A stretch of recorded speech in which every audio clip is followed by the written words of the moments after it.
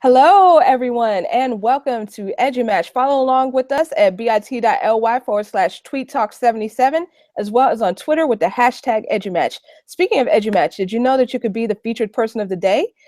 Check out our website at edumatch.org for more information, and just fill out the Google form about a third of the way down the page, and we'll get you all hooked up and connected with other great educators around the world. So tonight we are going to be talking about special education strategies. So we have a great panel with us. So I'm going to first pass it over to Dave. And if you could please introduce yourself, Dave. I'm sorry, I think you are muted.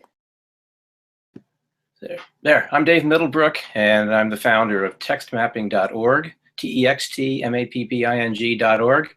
And my work involves paper scrolls and a lot of use of markers, colored markers and things. And it's used for people who have learning differences, but also for general education. It's pretty seamless.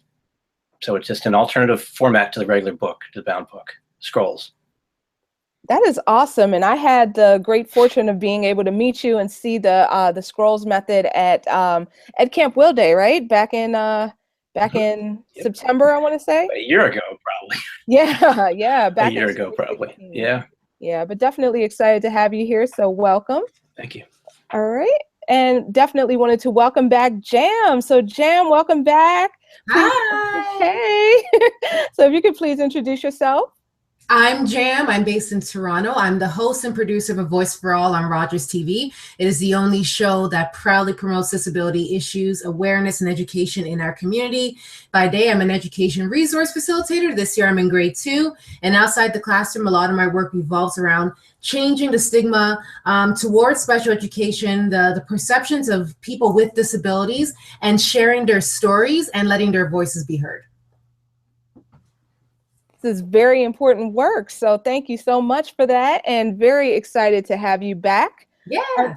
Yes. All right. So we're going to go ahead and jump on in to the very first question. So how can educators customize instruction to meet the needs of all students in their classroom, in particular, those with special needs? So we will start first with Dave. Well, I come from a limited perspective, so I'll focus on that. I believe very strongly at this point that we should be working from unrolled scrolls rather than bound books. A very strange idea at first, but with the unrolled scroll, with the bound book, you can only see 2 facing pages. That's it. Every time you turn the page, the last 2 pages you saw are gone, and there's only 2 more pages. The book is basically infolded. It's literally implicit or hidden. The pages are all a folding process made that way. And you can never unfold or open the book all the way. A scroll, on the other hand, you can unroll it. Once you unroll it, it opens all the way. It doesn't just open the 2 pages or the next 2 pages or whatever. It opens all the way. This is a very powerful display. It allows kids in particular, but adults like this too, to walk along a scroll, to interact with it in ways that are much broader range of sensory interactions. You know, it's kinesthetic, touch, just your own awareness of your own body, where it is in space in relation to the story, to the scroll. It's much more visual. There's a lot of marking in this, and just a lot of touching of the paper and of the story. So this is a really good way to differentiate instruction and meet the needs of a lot of kids who are so-called disabled, but really differently abled. It helps us not have to force them down that narrow pipe of abilities that they don't do so well in that area. It helps broaden things so that they can really be very active, very hands-on, moving about, and not have to be told to sit down. In fact, they're told to stand up, move about, and enjoy themselves. So that's a good way to differentiate instruction. It's a narrow answer. I think Jam will have a much broader answer for you. No pressure. Right, no pressure. But that's fantastic. You touched upon a lot of really great things in terms of, marking up and being able to stand up and just learn in different ways that are kind of customized to each individual's learning preference. All right, great. So I'm going to pass it over to Jam now. What would be your answer? No pressure. Man, I'm so glad Dave jumped on this first, because I have like 19 angles I could take with this question. I was looking it over and over, and the two things that stood out to me was the word customize and then all the needs. You can't. Okay? When you look at the word customize, you cannot meet all the needs of people. That's just how it works, unfortunately. The way I approach things with my class is that first I highlight the beauty in the fact that we all learn differently. First and foremost, and we should be appreciative of that, because if we all learned the same, our lesson would be really, really boring if we all saw things the same way. But if we all have a different lens, we all have a different approach, that really makes learning fun and enjoyable, and there's a flavor to it. With my students who are the special needs students in the class, I do have honest conversations with my students, and I highlight the fact that yes, we have someone in the class who is nonverbal, but just because they're nonverbal does not mean they don't have something to add to the conversation. We just have to find a way for them to contribute, and we have to find a way to make sure you're listening. So you have a role in this too. It's not just my student with the special needs here, it's also your job to find ways to connect with them as well. But I found that to make sure that everyone's needs are met, I put out the energy that I want for my students to have. So I want them to see the potential in everyone, regardless of how they may look or act in the classroom. When they see how I view my student, how excited I am by their progress, my students jump on it. They want to be mini teachers. They know the IEP goals. They know the students' highs and lows. They know how to get the student involved. They bring them to the carpet. They know the goals that I want to target, and they're helping me enforce it. So I stretch, or not stretch, but I really push that message of not only are you the student, but you are also a teacher in this classroom, and we're all teaching one another, and we all have to do our part. So that's how I customize the needs, is by making sure that everyone's involved. Wow, that is powerful. I really love that point that you said about everyone being a teacher, and also how there's different learning styles and how that helps to make everything more interesting. Love that. Can I just jump in there? Jem, you said something very interesting, that you each have a different way in, so to speak, and a different way of expressing yourselves, and that, you know, that you were talking about inviting kids in, basically, and into the conversation rather than keeping them out. And just a quick story, I was working with a preschool class, and I had a scroll of Harold and the Purple Crayon up on the wall, and we were working on retelling. And these were 4-year-olds, okay? So this one kid raises his hands, very excited, not saying anything. And so I pointed to him, and he goes up. And the teacher goes, "Oh, no, no, no, no." And I said, "No, what's it? It's all right. He'll be all right." And it turns out that he had severe language delays.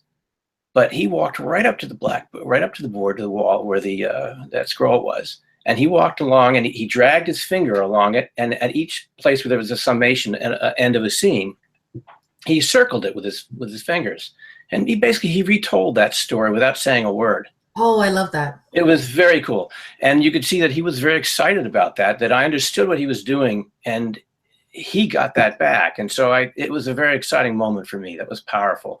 Kudos to you for encouraging that. Yeah, thank you. And I thought that's what I thought of instantly. I'm sure you do that in many other ways with your students, but that's important. It's very important. Absolutely. Yeah.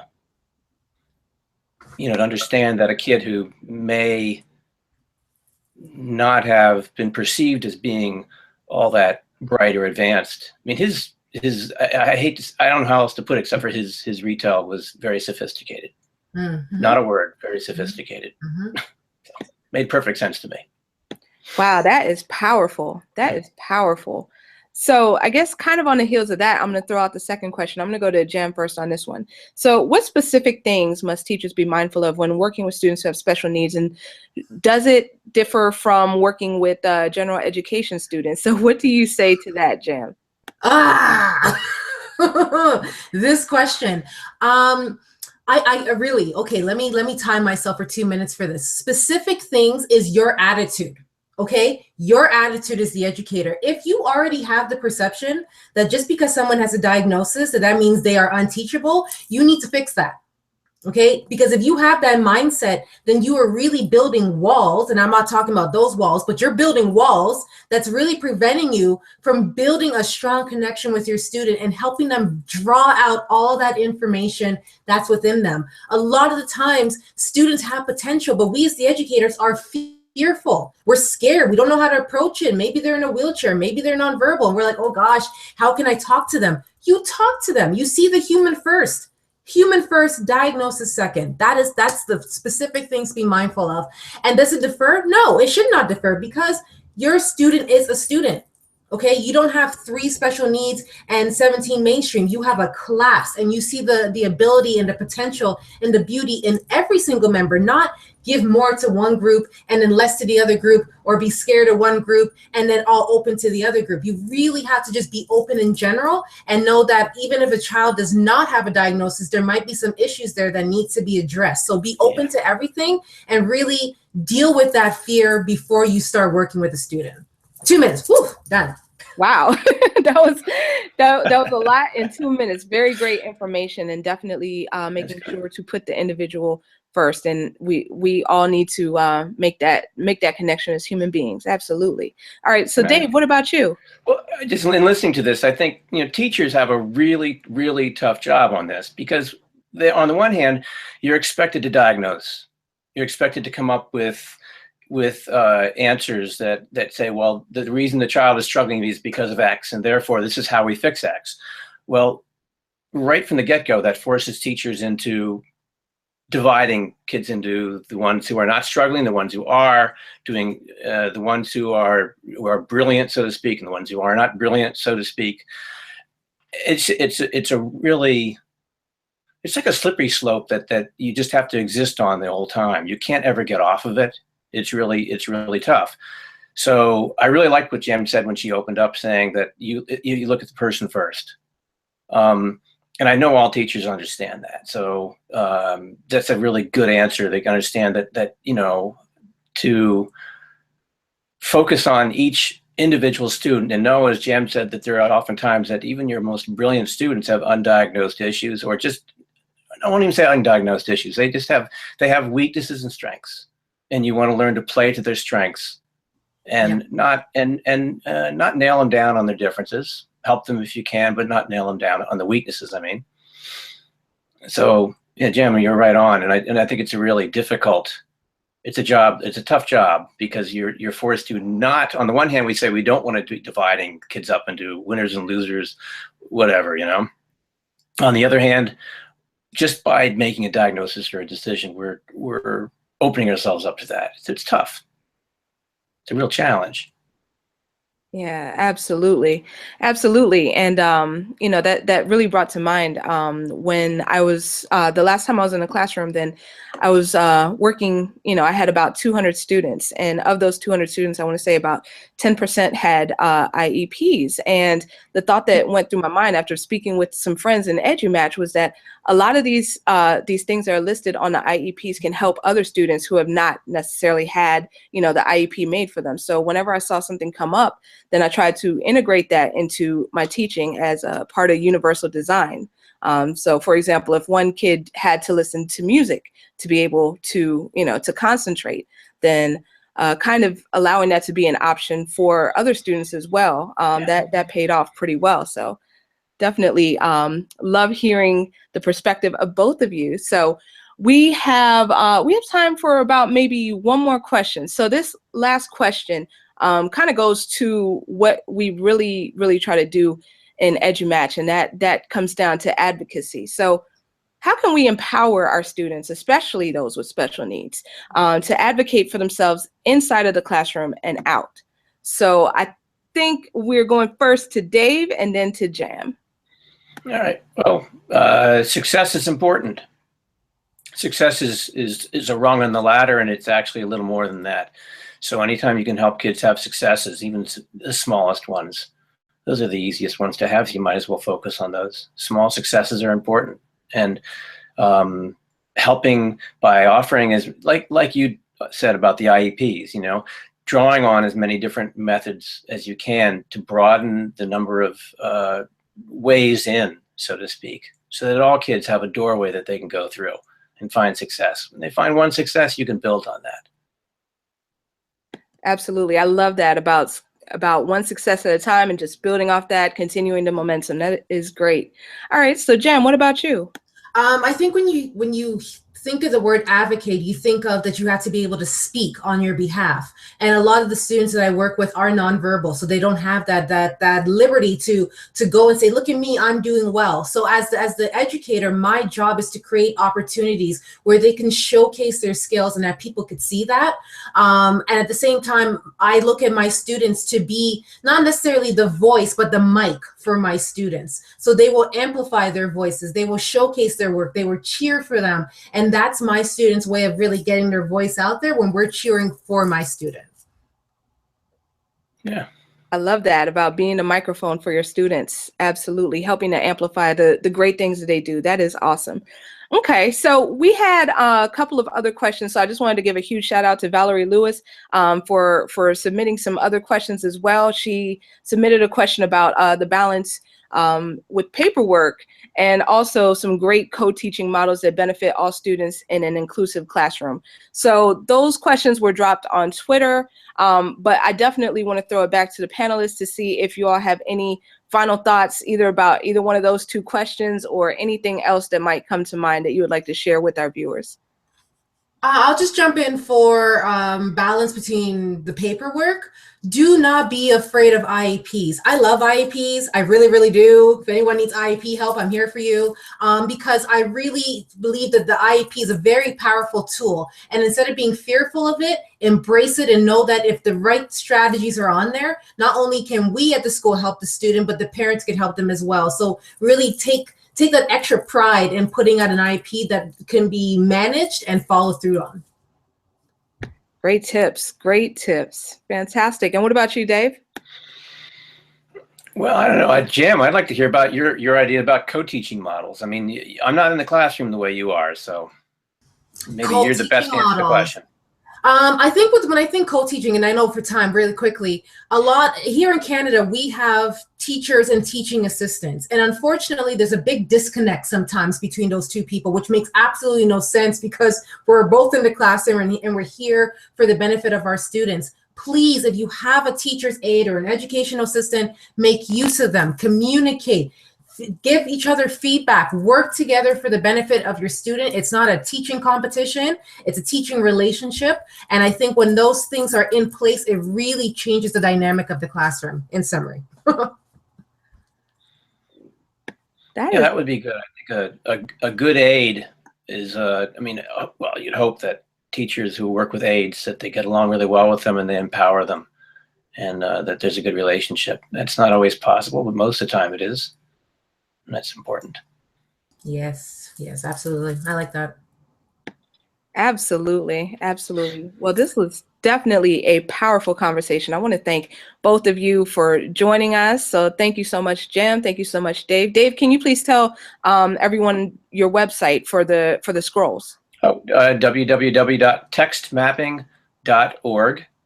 And if you look on Twitter, you search for text mapping, either the one word, TEXTMAPPING, or you can search for text with in between quotes, text and then space and mapping space. And if you then click on the picture, the photos tab, you'll see hundreds of photographs sent in by teachers all over the world. And it's growing. I mean, there's people in Turkey and people in the UK and Australia, all over the place who are using this. So it's growing. Textmapping.org. Textmapping.org. Love it, Yeah. love it, love it. That is amazing. And seeing it in action was just truly mind-blowing. So I was just like, Dave, you gotta come on the show and tell everybody about it. Always happy to come on the show. Oh, thank you so much. All right, and Jam, could you please share how people can find more information about your show? So you can find me on Twitter at Miss Jam PCCS, so MSJAMPCCS. And if you go on my website, missjam.ca, under media, you will see episodes of A Voice for All, and also a lot of vlogs where I do lessons from the classroom.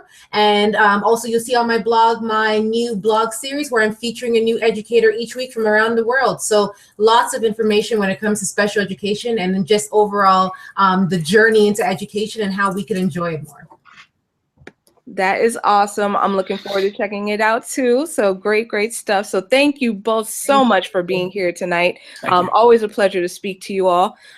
So just wanted to thank everyone who is joining us also on Twitter and everyone who's watching, people who will be watching later. And just a reminder, we will be taking the audio from this and putting it out on iTunes as a podcast in the coming months. Also, just wanted to announce that we are now looking for potential contributing authors to our EduMatch cookbook to be released hopefully in summer 2017. So by cookbook, we're looking for recipes, both literally like with food, as well as recipes in terms of cool things that you do in your classroom that other people might learn from as well. So anyone who's interested in that, then just check out tinyurl.com /EduMatch cookbook interest. So check that out.